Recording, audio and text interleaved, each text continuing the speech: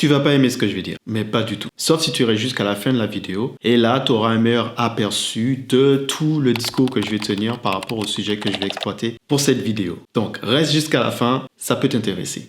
Tu sais, il y a un truc qui est marrant. Moi, j'ai eu ça. J'ai eu ça quand je commençais, je me trouvais pas légitime. J'étais en mode, ouais, mes photos sont nulles, mes photos sont ceci, mes vidéos sont cela.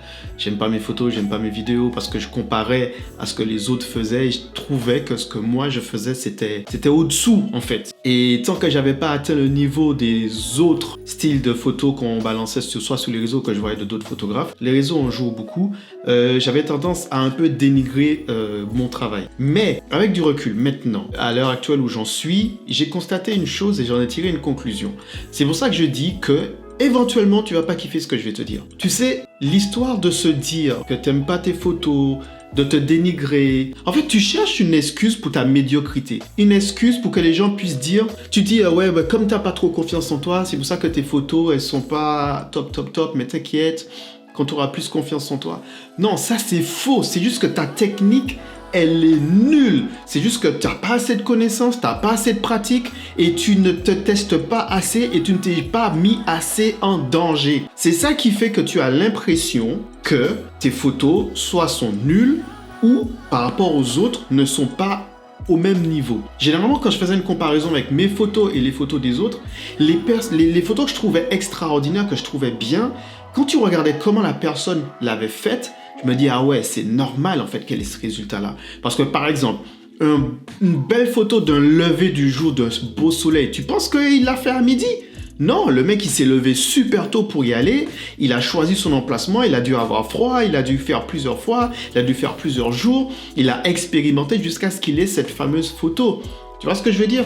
Il s'est pas réveillé à 13h pour se dire, bon ben, si j'ai de la chance, j'aurai un rayon et puis bon, et puis si basta, et puis on verra avec le reste. Non, le gars, même ça, il a bossé, il s'est motivé, il s'est mis le challenge, il s'est mis un coup de pied aux fesses et il a été en fait. Et parfois, on a tendance à se dire, ouais, mais j'ai pas assez confiance en moi et c'est ça qui fait que mes photos sont nulles. Non, ça n'a rien à voir avec la confiance en toi en fait.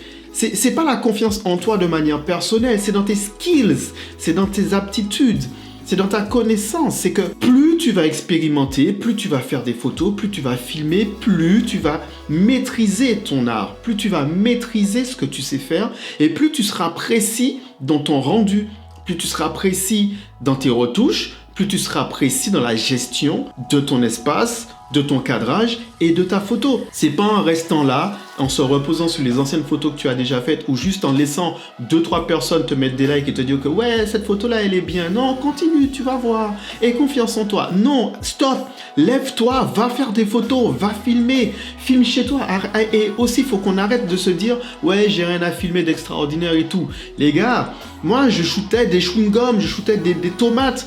Et vous pouvez aller sur Insta, les mecs qui font des photos de food là et de nourriture. Comment ils ont fait pour arriver à ce level? Ben, c'est parce qu'ils ont filmé ce qu'ils avaient et ils ont développé leur technique, ils ont développé leur spécificité. Tu vois ce que je veux dire? Plus tu shootes, plus tu expérimentes, plus tu seras précis dans ce que tu as à faire, plus tu seras précis dans ton rendu. C'est pas en restant là et en essayant de faire de la workout motivation ou essayant d'entraîner ton esprit pour se motiver plus que tu vas après avoir de belles photos. Non, c'est le travail, c'est la pratique.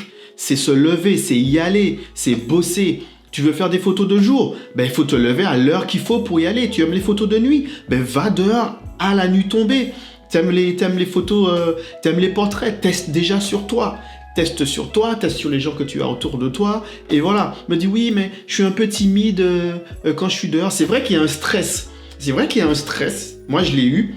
Quand tu sors ton appareil pour filmer ou prendre des photos, que les gens te regardent et te disent ah, ta photo elle a intérêt à être au top, tu vois, ou bien ta vidéo elle a intérêt au top. Parce que les gens ils te regardent, ils voient l'appareil que tu utilises. En plus, si tu arrives avec un gros truc et tu te dis ouais, il faut que ma vidéo soit lourde parce que sinon les gens vont se moquer de moi et tout. Faut que tu arrêtes ça. Le mieux à faire, va pratiquer. Va pratiquer, qui fait que quand tu arrives sur place, tu t'en fous du regard des autres parce que tu sais ce que tu vas rendre. Et quel que soit ce que les autres vont dire, tu t'en bats la race parce que tu sais ce que tu vas rendre. Tu sais ce que tu es capable de faire et tu sais ce que ça va donner comme résultat. Pourquoi? Parce que tu as pratiqué, tu connais ton résultat, tu connais ta matière, tu sais de quoi tu parles. Hey, moi, imagine, je vais au dentiste. Imagine, je vais au dentiste là. Et pendant que je suis là, le dentiste, il me fait: vous pensez que je vais arriver à bien gérer aujourd'hui? Poto, t'es sérieux? C'est arrivé sur ma dent là que tu me demandes à moi, est-ce que tu vas gérer l'opération d'aujourd'hui? Tu me fais une blague. T'imagines, t'es là, tu es sur la table d'opération. Et au dernier moment, on te met l'anesthésie, on te doit compter jusqu'à 1 et 2, 3. T'as le chirurgien qui fait: ah, je le sens pas aujourd'hui, je suis pas assez pratiqué. Poto! Gars, c'est la même chose en photo. C'est la même chose en photo. Quand tu penses que tes photos sont nulles, 80% du temps, c'est parce que tu pratiques pas assez. Quand tu penses que tes photos sont dégueulasses, c'est que 80% du temps, tu ne pratiques pas assez. Tu ne t'es pas assez mis à l'épreuve, tu n'as pas assez expérimenté. Donc moi, un conseil que je peux te donner qui m'a énormément servi. N'attends pas d'avoir de grands projets pour faire de la photo ou de la vidéo. Entraîne-toi d'abord avec ce que tu as autour de toi. Commence avec ce que tu as au plus proche de toi. Et tu vas voir. Ça va t'aider à comprendre la gestion de la lumière, du focus et comment gérer tes ISO. Bref, ça va te donner des techniques de cadrage, de plans, bref, tu vas voir. Pratique. L'endroit le plus proche pour pratiquer, c'est là où tu te trouves, c'est chez toi. Et du coup, c'est pas arriver sur place, soit sur ton lieu de tournage ou là où tu vas shooter, que tu vas commencer à vouloir expérimenter des choses que tu n'as jamais testées.